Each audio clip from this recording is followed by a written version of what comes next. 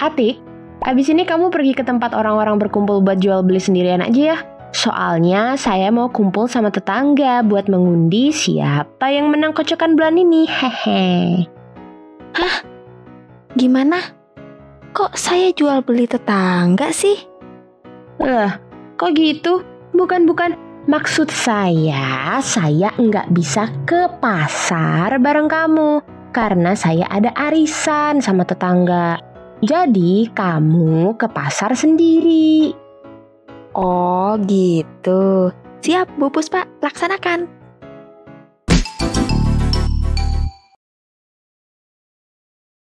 Halo, kali ini belajarnya sama Kak Dilan ya. Kamu pernah nggak kayak Bu Puspa tadi? Dia harus ngulangin ucapannya karena si Atik lawan bicaranya itu nggak paham maksud dia. Nah, kalau pernah, berarti yang kamu lakuin itu salah satu contoh dari paraphrase. Nah, kali ini kita akan belajar apa itu paraphrase, poin-poin apa aja yang harus kita perhatikan, dan juga latihan membuat paraphrase bersama. Kita mulai dari yang pertama dulu ya. Oke, coba kamu perhatikan dua kalimat ini. Belajar dengan serius adalah kiat untuk bisa lulus UTBK. Supaya lulus UTBK, belajar dengan sungguh-sungguh adalah kuncinya. Menurut kamu, kalimat kedua ini ngomongin hal yang sama nggak sama yang pertama? Kalau dilihat sekilas, kelihatannya emang beda ya tulisannya. Tapi kalau kita baca baik-baik, keduanya ngomongin hal yang sama. Nah, kalimat kedua ini merupakan contoh paraphrase dari kalimat pertama. Jadi sebenarnya apa itu paraphrase? Paraphrase atau dalam bahasa Indonesia parafrasa adalah pengungkapan kembali suatu informasi dengan cara yang berbeda. Tetapi makna dan isinya tetap sama. Ingat ya, caranya beda tapi maknanya tetap sama. Contohnya apa yang Bu Puspa lakukan di awal video tadi. Atau contoh kalimat yang baru aja kita lihat ini. Nah, coba kamu perhatikan kalimat ini. He prefers coffee to tea. Kira-kira menurut kamu paraphrase yang tepat dari kalimat ini yang mana ya? Jawabannya yang A. Ingat, kata kuncinya maknanya tetap sama, nggak boleh berubah. Arti dari kalimat ini kan dia lebih suka kopi daripada teh. Nah, yang punya makna sama dengan kalimat soal itu pilihan A. He likes coffee better than tea. Pilihan B kenapa nggak tepat? Coba kita lihat artinya. Dia suka kopi tapi benci teh. Nah, di kalimat awal nggak ada ya informasi kalau orang itu benci sama teh. Cuma dikasih tahu nih kalau dia itu lebih suka kopi daripada teh. Bukan berarti dia benci sama teh ya. Kalau kayak gini maknanya jadi berubah kan? Makanya pilihan B ini nggak bisa kita sebut dengan paraphrase dari kalimat awal. Jadi sekali lagi ya, paraphrase adalah pengungkapan kembali suatu informasi dengan cara yang berbeda. Tetapi maknanya tetap sama, nggak boleh berubah. Sampai sini paham ya? Oke, kita udah sama-sama tahu nih, kalau mau paraphrase sebuah kalimat, maknanya nggak boleh berubah. Terus yang boleh berubah apa dong?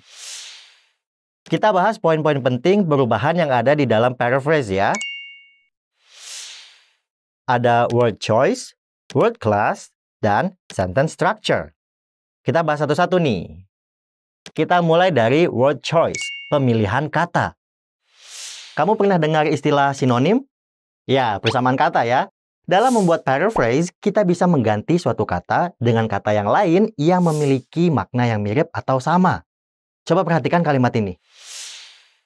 Education is important to develop a country. Nah, kita bisa paraphrase kalimat ini menjadi Education is crucial to develop a nation.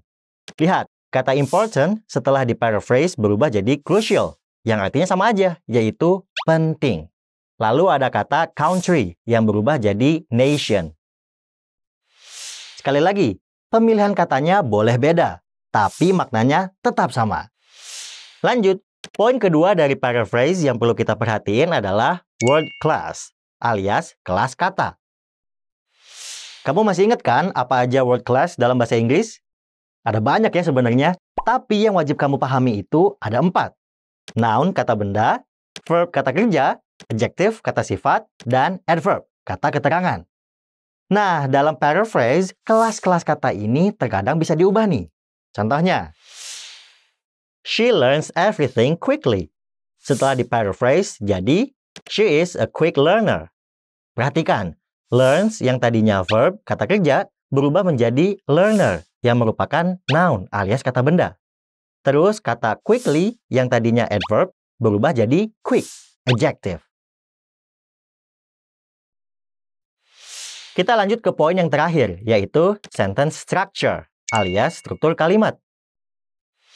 Dalam paraphrase, kita bisa mengganti pola kalimat tanpa mengubah maknanya. Misal yang tadinya active voice, the students should not break the rules, berubah menjadi passive voice. The rules should not be broken by the students. Selain mengubah dari active ke passive dan sebaliknya, kita juga bisa mengubah jenis kalimatnya. Dari simple sentence menjadi compound atau complex sentence dan sebaliknya. Kamu udah tahu kan bedanya 3 bentuk kalimat ini? Kakak ingetin lagi ya. Simple sentence itu kalimat sederhana yang terdiri dari satu independent clause. Compound sentence itu kalimat yang terdiri dari gabungan 2 independent clause. Ciri-cirinya itu pakai coordinating conjunction fan voice. For, and, nor, but, or, yet, dan so. Sedangkan complex sentence itu terdiri dari gabungan independent clause dan dependent clause. Salah satu cirinya itu pakai subordinating conjunction, seperti because, since, as, where, wherever, dan masih banyak lagi nih yang lainnya. Boleh kamu pause dulu ya buat baca daftarnya.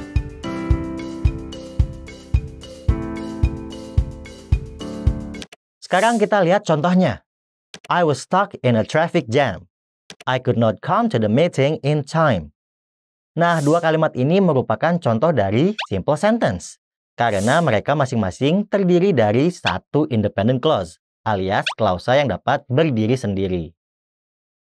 Kita bisa gabungkan 2 kalimat ini menjadi compound sentence pakai coordinating conjunction so seperti ini.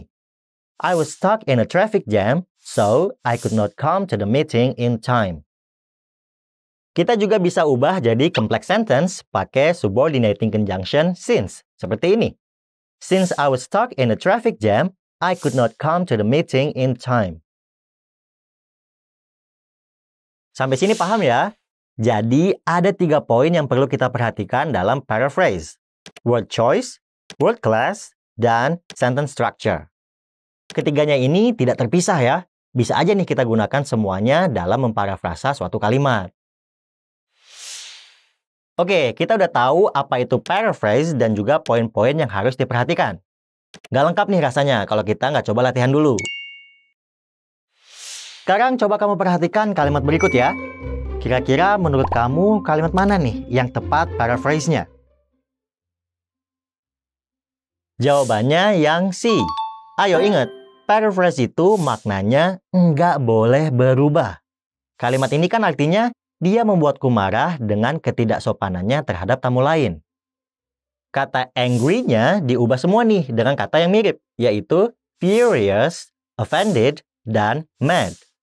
Tapi secara keseluruhan kalimat, makna yang sama dan gak berubah itu cuma ada di pilihan C. Since she was rude to the other guests, I was mad at her. Karena dia tidak sopan kepada tamu lain, aku marah padanya. Perhatikan apa aja yang berubah. She made me angry di-paraphrase menjadi I was mad at her. Lalu rudeness yang tadinya noun diubah jadi rude, adjective. Walaupun diubah, maknanya tetap sama ya. Nah, kalau pilihan yang lain jelas nggak tepat ya. Karena maknanya udah berubah semua nih. Yang A malah bilang aku yang nggak sopan. Yang B malah bilang tamunya yang nggak sopan. Jadi beda ya maknanya. Oke, kita coba latihan sekali lagi ya, biar makin yakin. Perhatikan teks berikut dan pilih bentuk paraphrase-nya yang tepat.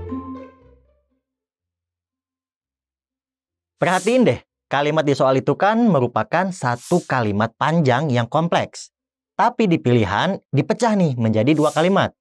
Ingat, kita bisa menggabungkan 2 kalimat menjadi 1 ataupun sebaliknya saat kita melakukan paraphrase.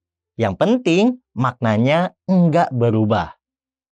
Nah, yang punya makna sama, walau udah banyak berubah cara penyampaiannya itu pilihan E ya. Delicious berubah menjadi tasty. Artinya sama aja, yaitu enak atau lezat. Terus drinks juga berubah nih menjadi beverages, minuman. Lalu aktivitasnya yang sebelumnya ditulis dalam bentuk verb 2, sekarang menjadi verb ing. For fun, di paraphrase menjadi enjoy. Kalau pilihan B nggak tepat ya. Delicious, enak, diubah jadi terrible, sangat buruk. Ini sih udah ngubah makna banget nih. Selain itu, swimmingnya juga jadi nggak ada ya. Nah, sebenarnya paraphrase itu boleh aja sih membuat singkat dan ringkas suatu kalimat. Tapi bukan berarti kita boleh ngilangin suatu informasi gitu aja. Mantap! Sip, kita udah belajar banyak hal nih tentang paraphrase. Mulai dari definisinya, poin-poin penting yang harus diperhatikan, dan juga latihan bersama memparaphrase sebuah kalimat. Eits, bukan berarti latihan kamu selesai dengan berakhirnya video ini ya. Tetap asah kemampuan paraphrase kamu, karena skill ini sangat berguna ke depannya. Tetap semangat belajarnya ya. See you!